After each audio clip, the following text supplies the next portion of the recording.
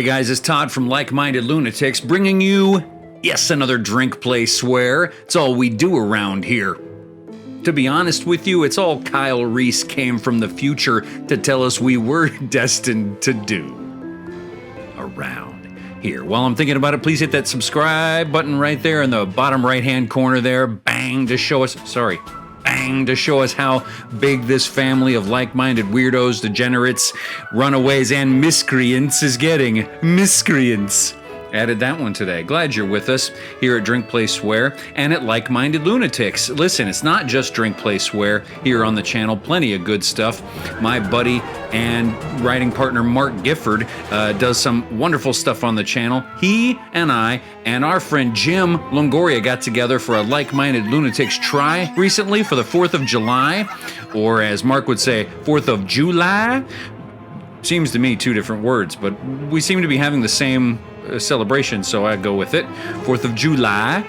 And check that video out. It's a good time. If you haven't checked out the Like-Minded Lunatics Try videos yet, you're gonna love them. Give it a chance. All right, so here we are at Drink, Play, Swear. What do we do at Drink, Play, Swear? Well, exactly what it sounds like. I play a game, usually a classic one, today based on a classic one, but pretty new. Pair it with a beverage, and I tell you a story. So check out what we're playing today. Very excited about it, and nicely timed, Todd, right? Ghosts and Goblins, that's right, Resurrection. Here on the Switch today, the newest installment in the most aggravating series of all time after Ninja Gaiden. So I've only played this just a little bit, so you're going to get to see me in full rage mode, and I will not hold back. You know what doesn't fill me with rage though is an ice cold beverage, and here I am with the pairing for today. That's right. Did I have to sing? I'm sorry. This is Jim Beam and Coke. Get yourself something and Coke. All right, here we go. To the story in a minute, but I want to get started on this game here. I played it a little bit. I played level 1. Oh, and just because I wanted to see before I played with you, I wanted to see if it was up to, you know, the difficulty that one is used to in a Ghosts and Goblins game. Remember when I played Ghosts and Goblins before? The original NES title? Told my story about Rhea Perlman, meeting Rhea Perlman, the legend, and just failed miserably at a game I've been playing since I was 5 years old. So this one, I've only played 30, 45 minutes total over the course of, let's say, 3 or 4 sessions. But look at how pretty the game is. They've done a nice job on the art and respecting the original. I'm excited. Okay, it's your basic 2-button situation. Your jump and attack. Annoying birds. I love this. Okay, look at the ambiance they're setting here. Crows fly away. No music yet, right? Now watch. Ooh. The music you know and love if you're into the original game. And this is a fun one. I'm going to be aggravative. I'm going to try to at least mask my aggravation for part of it, because I got a fun story for you today. And it's really not going to be much fun of a story if I'm pissed off the entire time. So today, I thought I'd go kind of in a different direction, maybe an unexpected direction for you friends. Today I'm telling cockroach memories, or should I say cockroach encounters. That's right. You might be wondering, Todd, how are you going to pull an entire video out of just talking about cockroaches? I could do it. Don't second guess me. If you're second guessing me, you're second guessing your decision making.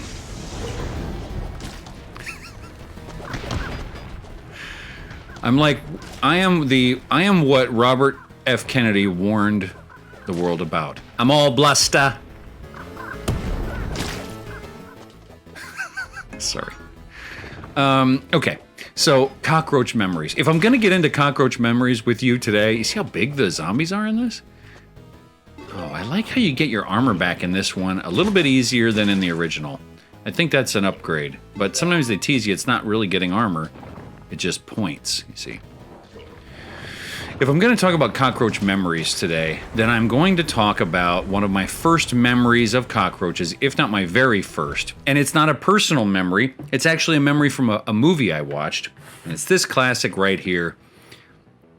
I got it here, Creep Show on Blu-ray. If you're a horror movie fan, you've never seen Creep Show, you're missing out. It was this wonderful film in the 80s. George A. Romero and Stephen King teamed up to put together a really wonderful anthology film, Creep Show, in the tradition of the 1950s EC Comics, Tales from the Crypt and Haunt of Fear and all of those. And I didn't know that when I was a little kid, because here I saw this movie when I was 3 years old for the first time, because my mother loved horror movies. And, okay, I thought I was toast right there. Isn't that nice you can shoot up in this? I think several improvements on this from the original. You can shoot up. And my mother loved horror movies, but my father did not care for them. He didn't want to watch them, and so my mom had nobody to watch them with. So she, got me involved, and here I am, 2 and 3 years old, watching horror movies. Way too young of an age. Look at this. He's back. This is like one of the beloved characters from the franchise. He even gets his own game where you play him. I can't remember his name right now. He has a name in the like legend of this game.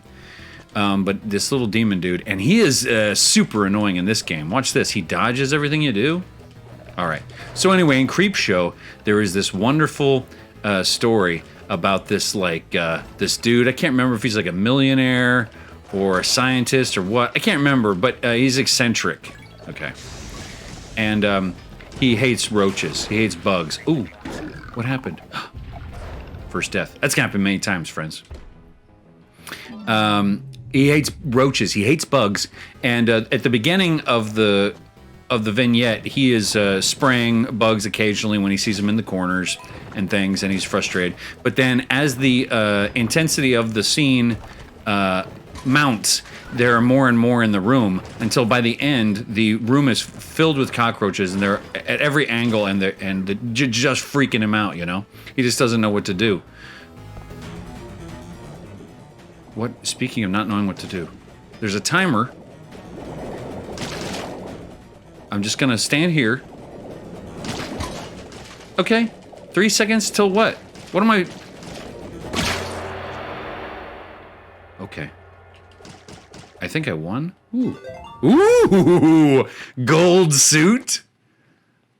I mean, okay. You have to be okay with maybe that being the only accomplishment from today. So anyway, at the end of that vignette in Creep Show, 3 years old seeing this movie, the cockroaches are infesting the whole floor and everything, and he's freaking out trying to spray him with the spray and everything. But then what happens is that he is overwhelmed by them. He keels over, he falls to the ground, and then they start, in the truly most frightening scene I had ever seen up to that point in my life. The cockroaches, they start coming out of him, right out of his mouth and out of all the orifices, and in George A. Romero zombie fashion, bursting out of the stomach and stuff. Oh man. So that set the scene, or set the tone for, my mom and I being afraid of cockroaches when I was a little kid. You see something like that, you're going to be afraid of them. And my mom had great cockroach stories. She really did. Sorry, I almost fell into the water. Because this is one of those games, not like Contra. This is one of those games where this amazing hero who's going to defy the devil or some kind of monster zombie outbreak, ghost knights. What's his weakness? Can't swim. Oh. Take a class. My 4-year-old son just finished a 2-week swimming class, and magically, the dude can swim. He's without the water wings or anything. He can swim. Look at this hero. Been through a dozen games or so. Still can't swim. Don't respect it, but I do respect the gold uniform. I'm trying not to get hit because I don't want to lose it. My mother had great cockroach stories. She loved to tell them, but of course she hated the experience. So I want to tell you one of those today. Maybe a couple if I have time here. But I do need to pause Give you some attention and the beverage some attention. Do you remember in the 80s that the jeans we were wearing were awfully tight? They weren't skinny jeans exactly, because it wasn't skinny around the ankle, but they were plenty skinny, right? And the women's jeans were even skinnier than the men's, of course. Well, my mom was, subject to this fashion decision the world had made, and so she had tight jeans. Well, you're wondering, Todd, is this an Oedipus situation? Why are you talking about your mom's tight jeans? No, it's appropriate for the story. Hang in there with me. So, one morning, my mother puts on her jeans to go to work, and this is after we've seen Creepshow, late 80s, let's say. She puts on her jeans, but they were so tight that she had to put on her jeans by laying down on the bed to zip them up, right, and to button them. So she did that, just as she did every time she wore jeans to work. Casual Friday. And she wears her pants all day. No event. She comes home. Okay. I don't know if you know where this is going. I didn't know where this was going when she first told me. It's a good roach story. Good cockroach story. She gets home from a long day at work, right? Worked 8 to 4, 8 to 5, whatever a teacher. She was a kindergarten teacher. Gets home. First thing you do, what's the first thing you do when you get home wearing the tight pants? You go change right away, right? She goes to the bedroom. She unbuttons the jeans and she starts sort of peeling them down, right? And just then, a cockroach pops out of the left leg on the thigh. And this is when I hear her screaming and running. Sort of like, like when Daffy Duck has like something hot and he starts running like a madman through the scene. This was how my mother was acting. And it come to discover, after she calmed down, that there had been a roach in her jeans. And that when she had put them on that morning, the jeans were so tight that they were the roach on her thigh was pressed against her skin. Didn't kill it, just gently pressed against the skin and the denim. Nestled there all day.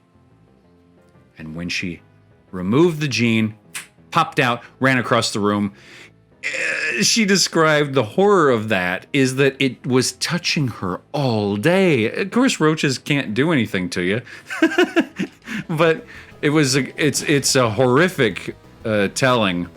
And then, of course, to imagine that could happen to you, also horrific. Look at these guys, a reproduction from the original game, but the art is better. This looks like... Ooh, lost my gold armor. I think I'm going to enjoy this when I play it some more. All right, so why don't we skip to my roach story before we wrap up here today. And you're going to have to fast forward. I'm no longer a kid. I'm a man. I mean, if you can call me that. And I am living with my girlfriend who would later become my wife. This is like... post-college, before we moved to New York, gold suit of armor, not to brag. Maybe it's brass.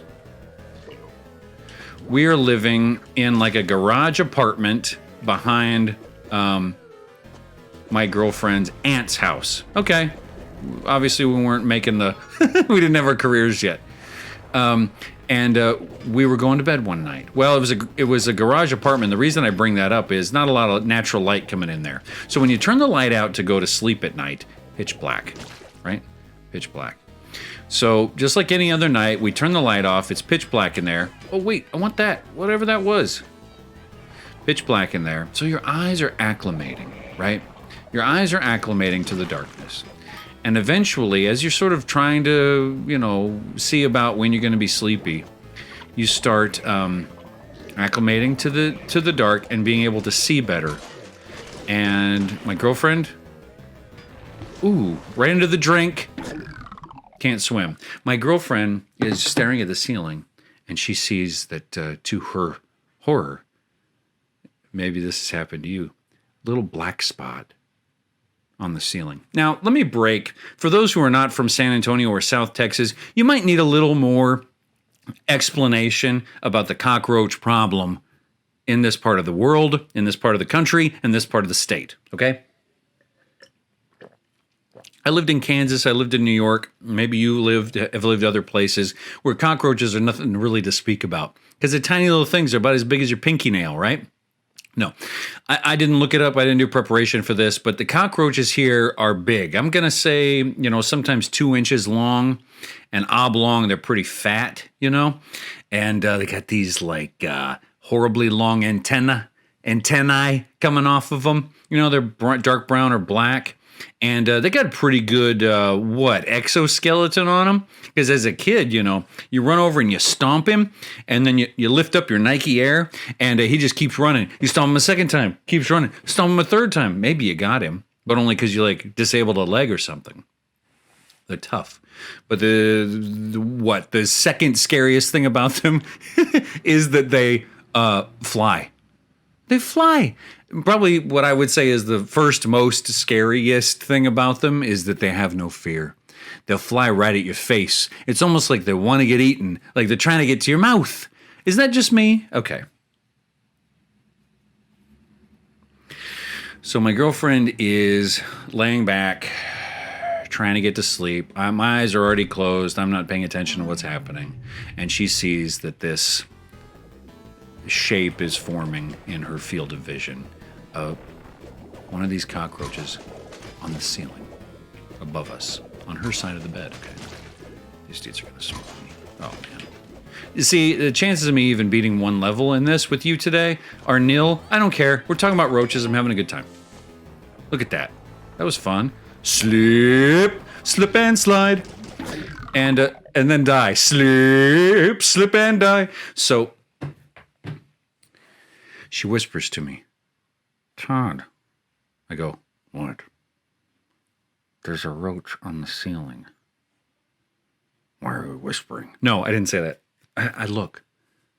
I still haven't adjusted to the darkness yet. My eyes haven't adjusted. But then slowly I start to see it. Yes, there is in fact like a little oblong oval on the ceiling. And I say, well, is it paint or a smudge or something? She goes, no, I know there's no smudge up there. And I'm just sort of waiting quietly. And then all of a sudden we do see skitter across, still on the ceiling. Little freak out. All right, okay. And you're like in underwear. So you're extra, what? Nervous about where he's going to touch you? I don't know. So I sort of creep out of the bed, get down, and get a shoe. In those days, I only wore Doc Marten boots, right? So pretty serious boot is a formidable opponent against a cockroach. Nike Air was not quite good enough. Doc Marten boot with that sole, pretty good. Or with the bottom of that shoe, pretty good. So I crawl out of the bed and I get the shoe. And then I realize I'm going to have to turn the light on. So I reach over and I'm like, okay, babe, be ready, because if I turn the light on, he might freak out. So she's completely under the covers at this point, right? Flick the light on. He stays still. Okay. So now I kind of hop up back on the bed, kind of like gently, Got the shoe. I'm just looking at it. Now I start rising up, to sort of like get closer to him so I can get a good swing. I'm a lefty, so my arm is gonna disappear from your field of vision. But I raise my left arm up. I'm doing it nice and slow. Doc Marten boot. Nice and slow. And he's staying real still. I don't know if he's sleeping or if he's just like trying to figure me out, And here I go. I go back hard. And all of a sudden, friends, I feel something jump on my back. I don't know, in this moment, if it's like a militarized situation where they were planning for me from all directions. All I know is something's on my back. I'm freaking out. I yelp, right? Dive to the ground, probably in a ball, and I'm stopped, dropping, and rolling like the house is on fire. Concerned, I look up to see how many more may have been strategically staging themselves in the area, and all I see is the original cockroach very proudly hanging out on the ceiling. I also happen to see my girlfriend, who would be my future wife, with a red face laughing as hard as she can, silently. That silent, hard laughter before you can even take a breath? And I'm like, what? I'm a little frustrated because I did look a fool diving on the on the ground. And that is when she reveals to me that when I raised my boot triumphantly to destroy the cockroach, to save my girlfriend, okay, as I was swinging it back, the shoelace smacked my back. And so she got to witness me in full light, because the lights are on, raise my boot up, smack myself on the back, scream, and jump on the floor and roll around like the true coward I am. Hey man, cockroaches, they can't really do anything to you, can they? But boy, I don't like them. I do like this game. I'm going to end there because I think we end on a good note. And I don't know what. I got the gold armor. Is that worth something? Huh? I didn't beat a boss. I beat plenty of bosses in my life. All right, guys, let's wrap it up. And I got plenty here, so we're going to down it. Between now and the next time I talk to you, thanks for joining us, by the way, for Ghosts and Goblins Resurrection, a fun game, and Cockroach Stories. I mean, I could do Cockroach Stories Volume 2, 3, 4, 5, living in San Antonio. So prepare yourself for more in the future. Between now and the next time I talk to you, I'm Todd.